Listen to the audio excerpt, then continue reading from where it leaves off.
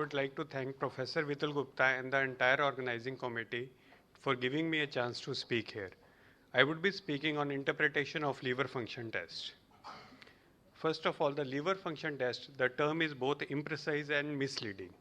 It is because the commonly used biochemical test may be abnormal even in patients with normal liver, healthy liver, and health of the liver are not direct measure of its function.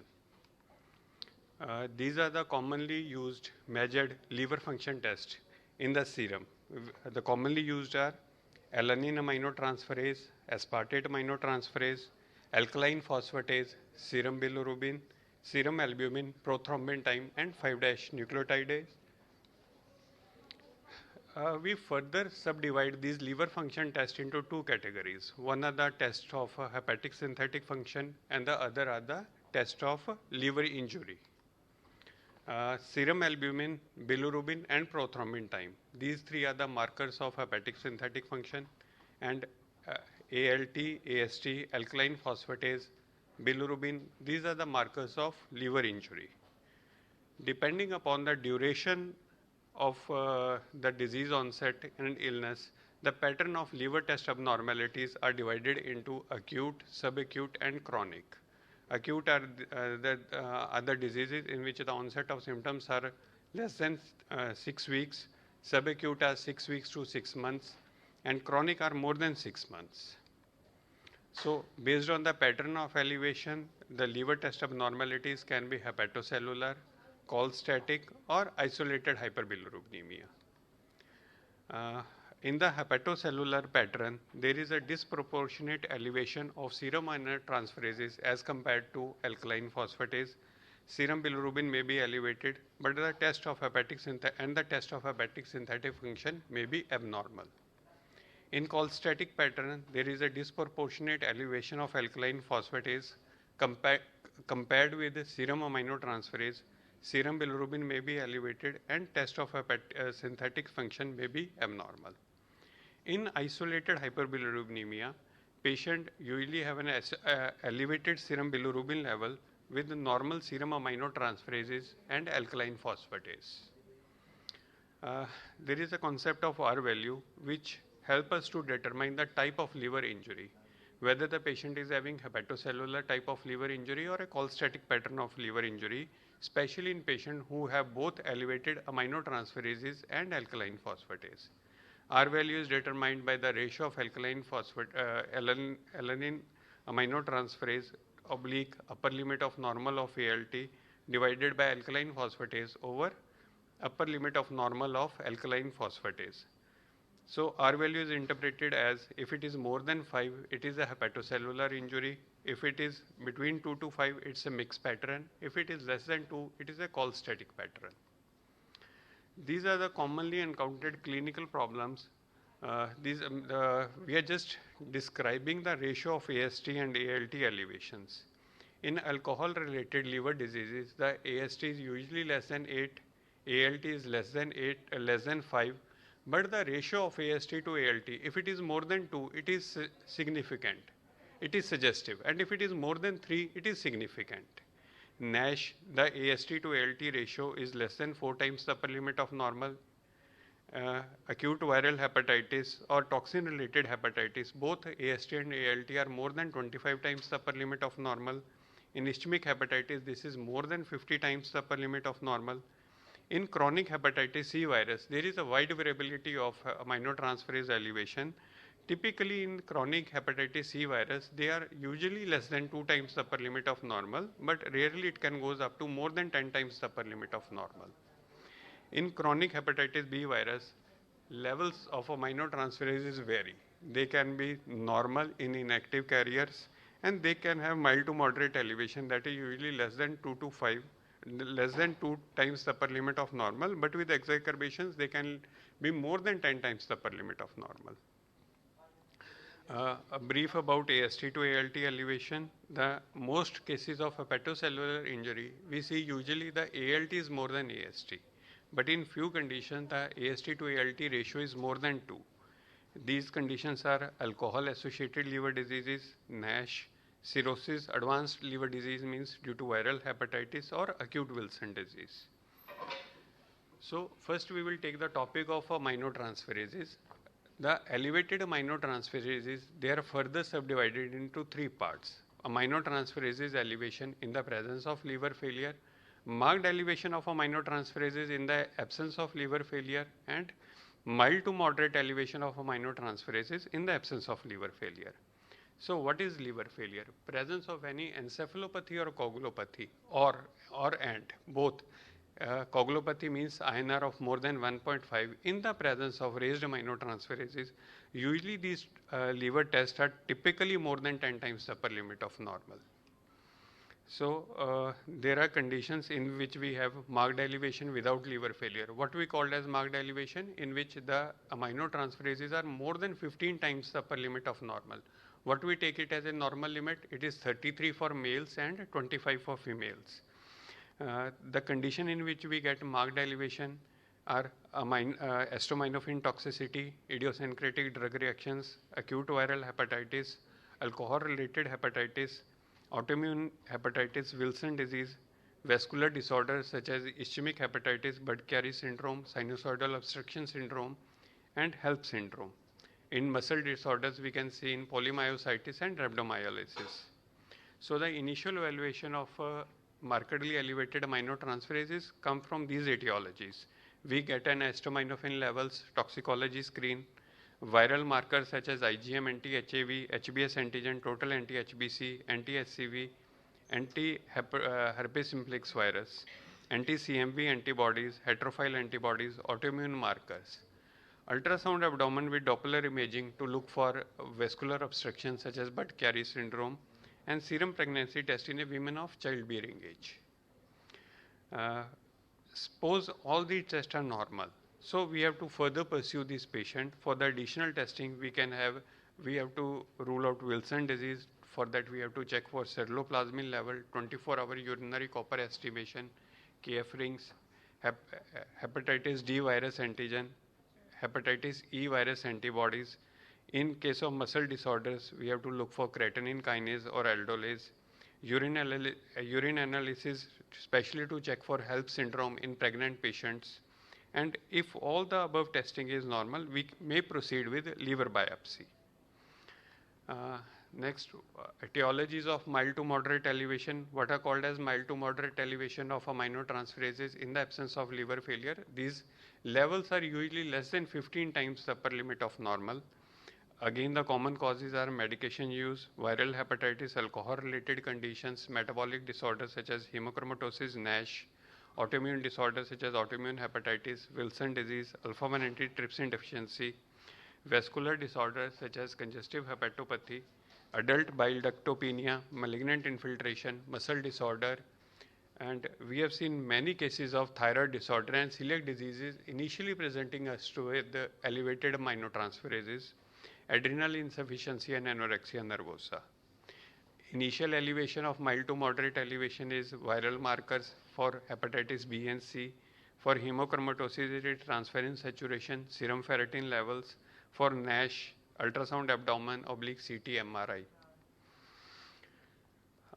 Further testing includes for autoimmune hepatitis, ANA, SMA, anti-LKM1, for Wilson disease, again ceruloplasmin, 24-hour urine copper, KF ring evaluation by an ophthalmologist, for alpha-1 antitrypsin deficiency, serum alpha-1 antitrypsin levels or phenotyping, for thyroid disorder, TSH, free T3, T4, for celiac disease, TTG antibodies.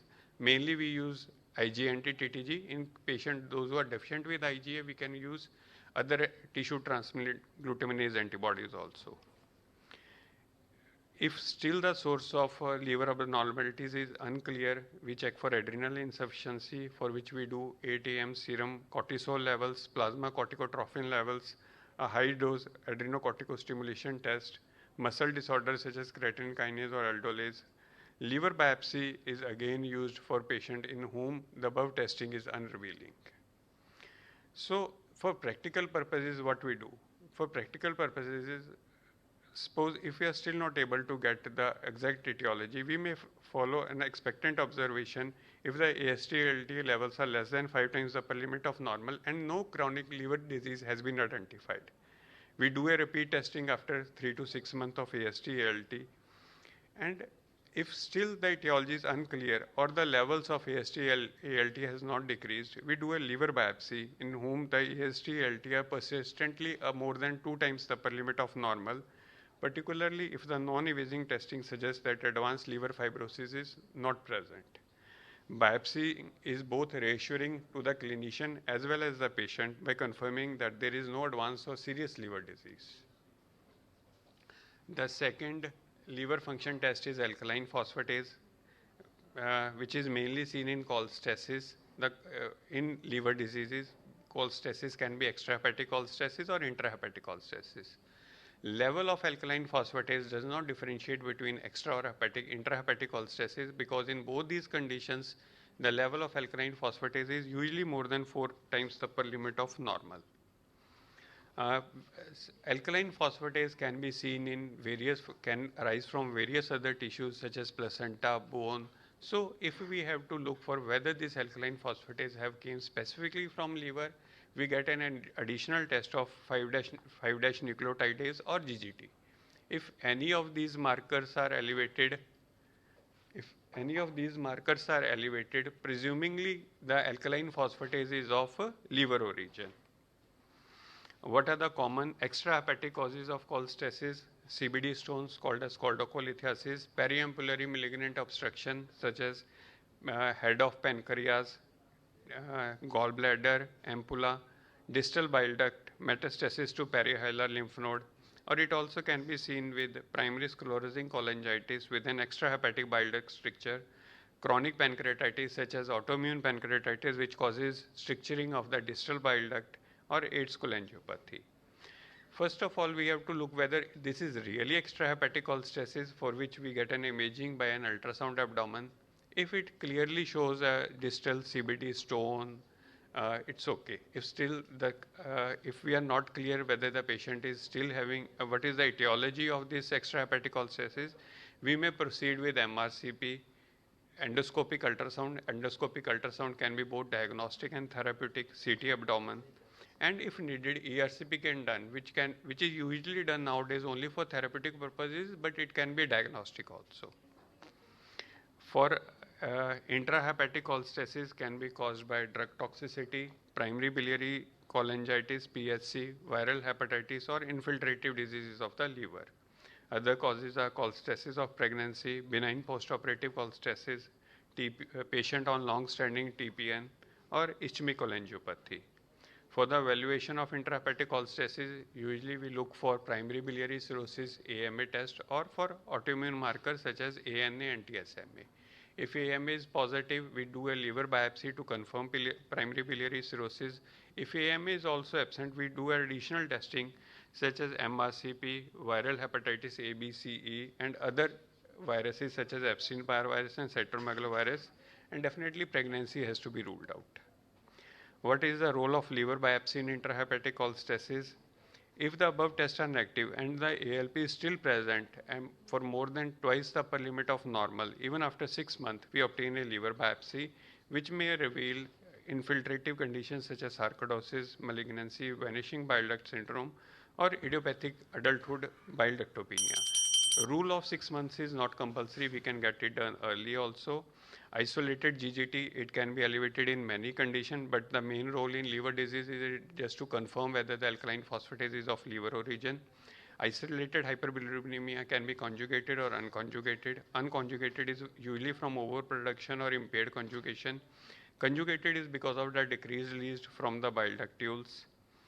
Unconjugated hyperbilirubinemia can be considered in the absence of hemolysis because of the impaired hepatic intake, which can be caused by drugs or benign conditions such as Gilbert syndrome.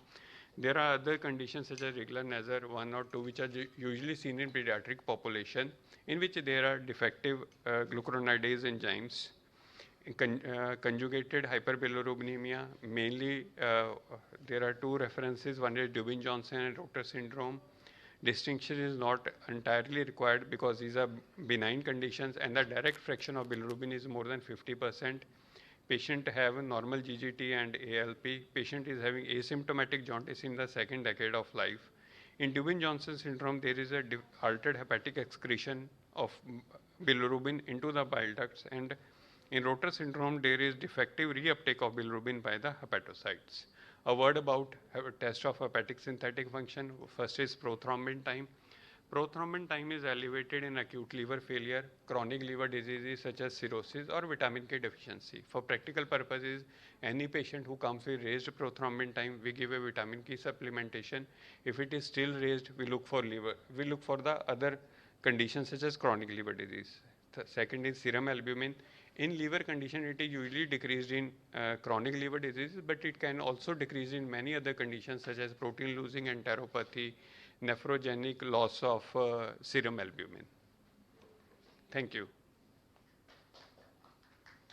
Thank you very much, Dr. Deepak. So this is important. You also have encountered that people come with just OTPD of 50, 55, and they are told by the local practitioners that tera to liver fail ho gaya. So interpretation is really, really important, especially in liver diseases. And people come with serum uric acid and withdrawal test. Yeah. So these are common problems we encounter. So that is why awareness among healthcare professionals about interpretation is really important so that they can make people aware. So I must thank you for delivering this great awareness talk about interpretation of liver function. Thank you, sir. Thank you, sir. Thank you. Now we'll take a few moments for the certificate distribution.